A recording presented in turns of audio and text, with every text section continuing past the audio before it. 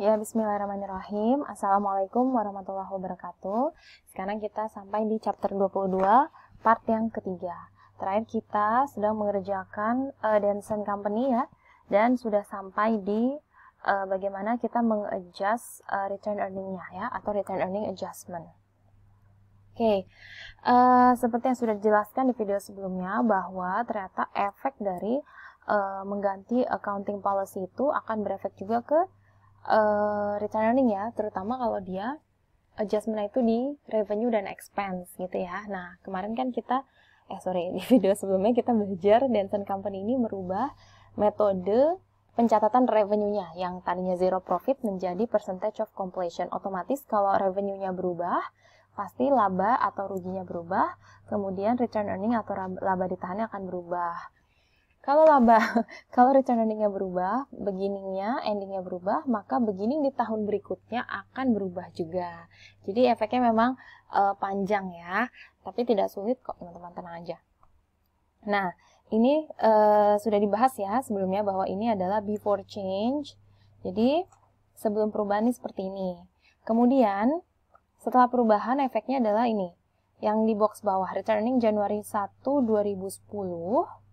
Ya, itu 1.720.000, sedangkan yang cost recovery adalah 1.600.000 ini ya.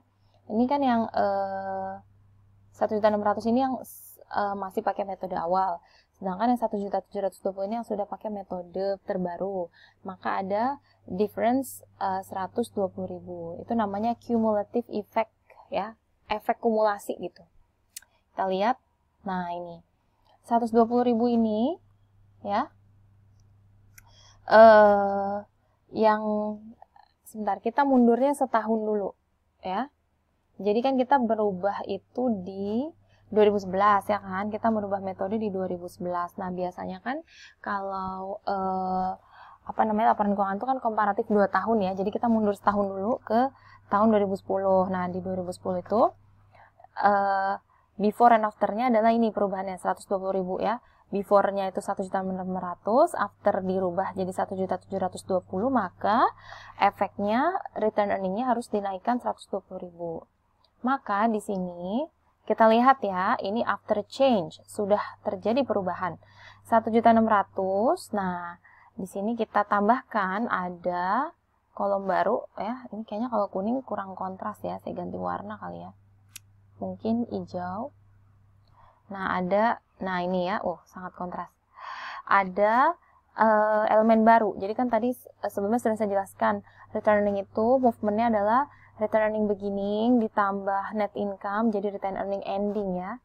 Nah, kalau di sini return earning beginningnya sudah ada. Kemudian ternyata ada adjustment, maka kita tambah di sini add adjustment for the, namanya adalah adjustment for the cumulative effect on prior years of applying retrospectively the new method of accounting for construction contracts. Oke, ini panjang banget. Intinya adalah kalau teman-teman ngerjain soal misalnya, nggak usah tuh sepanjang ini, sebenarnya nggak apa-apa. Terus aja adjustment for accounting changes, itu udah oke juga kayak gitu. Nah, ini kan ngejelasin aja nih lengkap.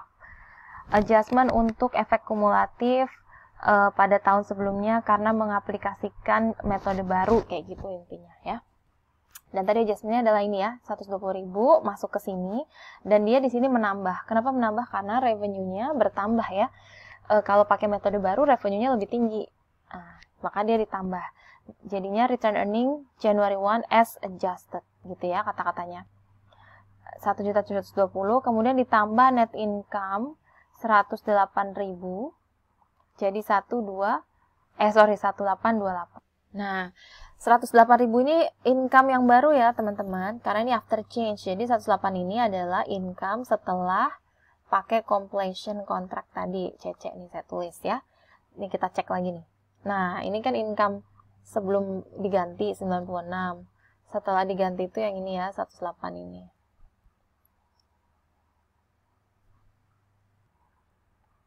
Oke ya, jadi kita pakai yang baru. Nah, kalau gitu kita dapat returning yang baru nih, 31 Desember 1828. Oke, 1828 ini akan menjadi beginning di tahun 2011. Dia pindah ke sini, seret gitu ya. Return earning 1 Januari as adjusted 1828 ditambah net income di tahun 2011, maka jadilah return earning di tahun endingnya di tahun 2011 1948. Jadi sebenarnya efeknya ke return earning itu ya teman-teman ditambah gitu aja, nambah satu baris di sini. Oke, sekarang kita latihan lagi ke soal yang lain supaya lebih banyak latihan dan lebih familiar ya. Ini masih sama, change in policy, long term contracts juga, tapi beda perusahaan ya. Cherokee Construction Company, change from the cost recovery to the percentage of completion method. Sama nih kasusnya. Dia ganti metode dari cost recovery ke percentage of completion during 2010. For tax purposes, the company employ the cost recovery method and will continue this approach in the future. Hint. Adjust all tax consequences through the deferred tax liability account. Dia kasih hint, adjustmentnya masuk ke deferred tax liability account. Jadi ini persis sama, hanya beda angka ya. Sekarang kita lihat tahunnya, dia hanya ada 2 tahun di sini. Ini adalah pre-tax income atau pendapatan sebelum kena pajak dari 2 metode. Ini metode yang terbaru, percentage, dan ini metode yang lama, cost recovery. Oke, kita lihat teman-teman di 2009, 780 dan 610. Kemudian di 2010, 700 dan 480. Ini adalah selisihnya ya. Sekarang kita lihat, assume tax rate-nya 35%. Maka pertanyaannya adalah, what entries are necessary to adjust accounting record? Jurnalnya kayak gimana? Dan yang satunya lagi, what is the amount of net income and return earning that would be reported in 2010? Yang kedua adalah, berapa jumlah net income dan return earning-nya? Dengan cara yang sama kita hitung ya. Kita sudah dapat difference di sini. Nah, sekarang entry yang dibutuhkan kalau ada perubahan. Apakah kita butuh yang angka 170 atau 220, teman-teman? Kalau teman-teman ingat, ketika kita mengubah metode, kan kita merubahnya di 2010 ya, berarti kita nggak perlu rubah. Kita nggak perlu hitung yang ini, karena kan kita di 2010 udah langsung pakai yang percentage of completion. Berarti kita pakai yang 170 ini ya, karena inilah yang berubah tadi. Nah, ini. Sorry. Oh, oke, sorry. Bener-bener. 2009, 2010, oke. Di sini dia sudah buatkan tabelnya. Percentage of completion, cost recovery difference, dan ini adalah tax effect dan net of tax-nya. Gampang ya, tinggal dikalikan 35% kali 170 dapat segini, dan ini selisihnya. Journal entry-nya kita buat di tahun 2010. Masih sama, construction in progress. Dapat dari mana? Dari sini ya. Ini sama persis teman-teman, cuma ganti angka. Yang kedua adalah deferred tax liability, ini. Dan yang terakhir adalah return earning-nya. Nih ya, sama. Penjelasannya juga sama dengan soal sebelumnya, ini hanya beda angka. Kemudian pertanyaan yang kedua adalah, gimana efek ke income statement-nya? Nah, di sini sudah disediakan di slide previous 2009, restated, dan 2010. Bedanya apa? Jadi, ini adalah 2009 yang asli, ini yang di restate, yang sudah di revise, dan ini yang harus kita isi, dan ini 2010 tahun ini. Yang pertama kita harus isi berarti harus 2009 dulu ya, karena untuk dapat angka beginning return earning ini, kita butuh angka yang di sini ya. Ending ini kan akan move ke sini, ya nggak? Jadi kita harus hitung dulu. Pertama, pre-tax income-nya. Ketika sudah pakai metode baru, pre-tax income-nya adalah yang ini ya, teman-teman, 780.000. Maka kita isi. Kemudian income tax-nya tinggal kita kalikan, dan net income-nya tinggal kita kurangi. Ya, 507.000. Jadi ini sebenarnya kita tinggal salin, sorry, saya balik-balik. Ya, kita tinggal salin ini aja, 780 dikurang 59 ini. Setelah dapat ini, net income, kita adjust return earning-nya. Beginning return earning adalah ini, 100.000, karena sama ya, beginningnya sama, sebelum metodenya dirubah. Nah, kita tambahkan garis baru accounting change. Accounting change-nya kita dapat dari mana? Dari jurnal yang kita buat sebelumnya, yaitu saya balik lagi yang ini. 110.500 ya, karena di sini teman-teman lihat sendiri adalah return earning bertambah di kredit. Berarti adjustment-nya adalah 110. Oh, sorry.